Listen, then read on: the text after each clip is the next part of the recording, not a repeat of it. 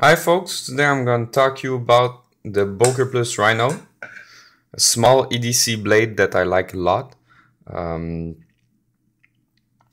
Its total size is 6 inches, it has 3 inches of blade, it weighs 107 grams, it's really bulky. In hand, it's really heavy, bulky, and it fills your hand a lot. So if you're not on a weight budget and you can carry this, and because it's a fixed blade, you should really give it a go. So the blade 3 inches and the bar stock is 4 millimeters of 12C27.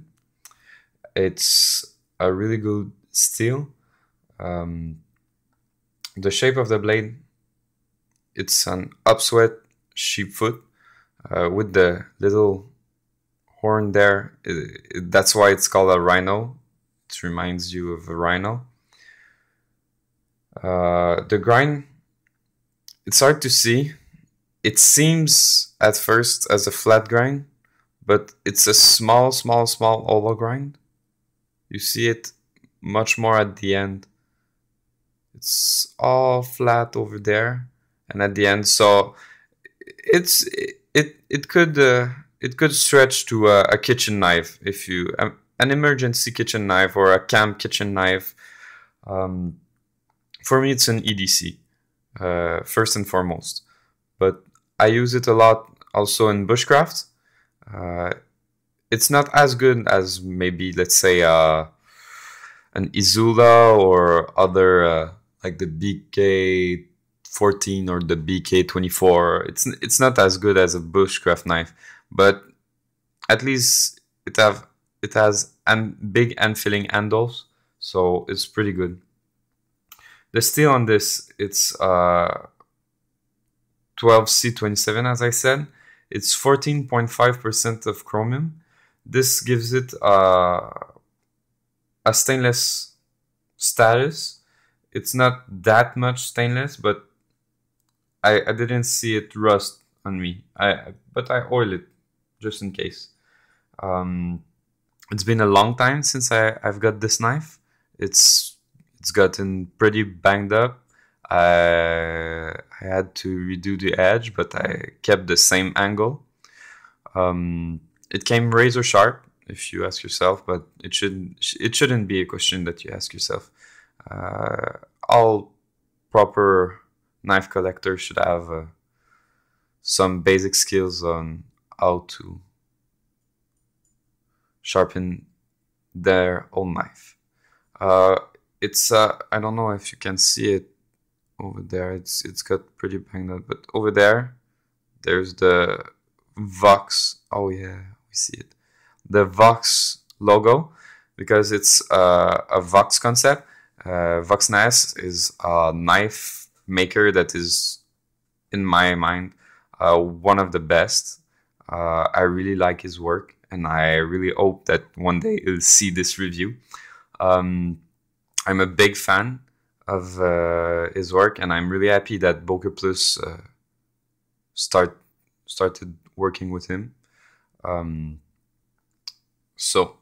What I like about the heat treat on this blade is that while, let's say, 440C has more chromium, the 12C27 really has more precise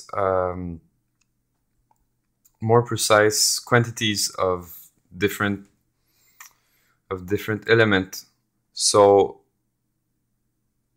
the heat treat could be really specific to the knife, to the steel. So it gives it a really good heat treat, and it becomes really a premium steel. If you think about, like, I have like S30V blades, and yes, they have better retention, but man, on a everyday basis, you don't really see the difference.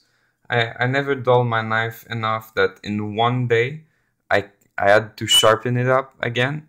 And even cutting through a lot of cardboard, the carbides are a bit big, so you'll get a razor sharp edge, but it won't be the best you'll have. But the Sandvik 12C27 is a real good steel in my mind. So for the handles are made in micarta. They do a great job in micarta. Let's see, maybe the gnome. The gnome is more of a traditional micarta that's really beautiful and feels like just well treated wood and everything. But they do a lot with micarta. I sincerely thought that it was G10 at first when I saw it and I touched it. It's really grippy and it's beautiful. It's professional. It's simple. I really like this.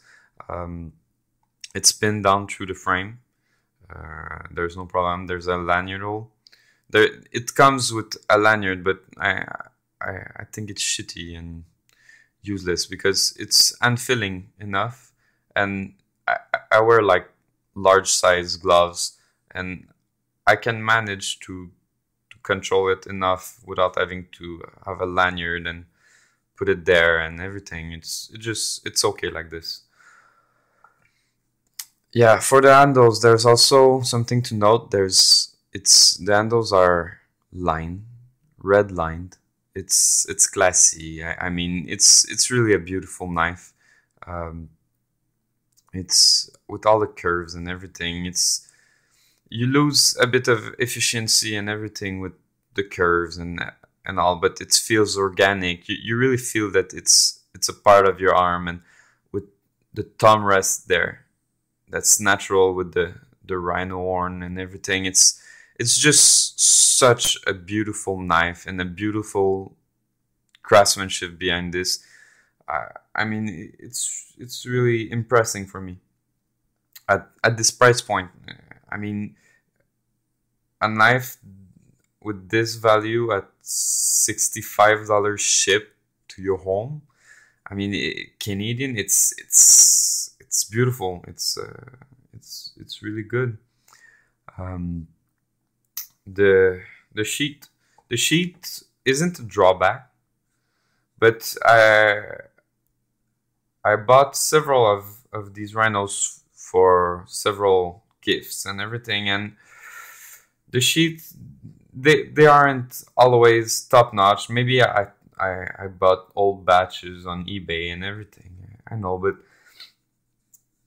mine is really perfect. But some that I saw looked cheaper, and the finish on it looked just cheaper. I modified a bit my sheet. I cut it there. I grind it because it was like this big, and it was really annoying because you see, if it's this big, you have to put your hand there, get the knife out, and replace your hand. Now, as the retention is only this pin there that goes over there, I can have like my hand at the good place from the start and push it. Don't have to move my hand back again. So I trimmed this out. No problem with the retentions whatsoever.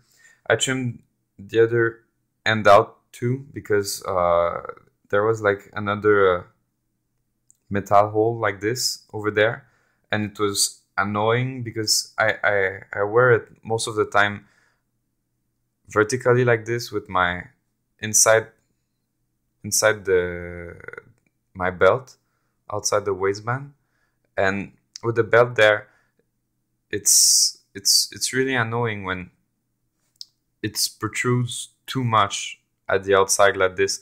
I like to keep it the most compact as I can, so that's why I scrapped the lanyard and this part over there. I only grinded it on my grinder over there. Took like 2 seconds. I finished it off like with like a middle stone and everything. So yes, that's about it. There's a drainage hole on each side for the knife, but it's stainless, so don't be too much afraid of it rusting. I made this paracord arrangement so I could wear it in like this with my belt over there as a scout, or I take it also like this and my belt through there so I can wear it vertically on my belt. And yeah, you just do the whole thing, and you take a paracord and you light it up, you smash it in a button like this, and it blocks there, and it's pretty solid on each part. And it's not there if you put a knot on these kinds of arrangement, it's always too big, it feels kind of cheap if there's a big knot like this. I think it's a good job like this. I recommend you doing this for wearing it.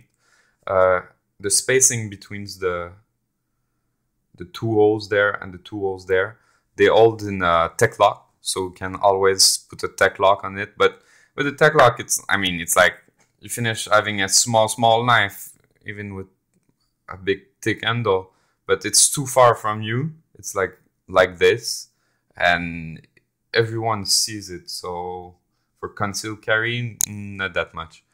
So I prefer inside the waistband like this, or have the option to put it in my pocket, and you have a great knife with this. So 4 out of 5. It's a classy gentleman EDC if you don't fear having a fixed knife on your person. And with the small modification, it becomes like a 4.5 out of 5. I would maybe like a flat ground, because it would have given a flat ground or a canvas ground. Yeah, you sacrifice a bit on the cutting potential, but it's stronger and everything. But I like the shape. It's beautiful. It's organic and everything. Sharpens real fast too. So have a great day. That was my first review in English. I'm pretty proud of myself. So like if it pleased you, and share and everything, and I'll be so happy. So have a good day. Bye.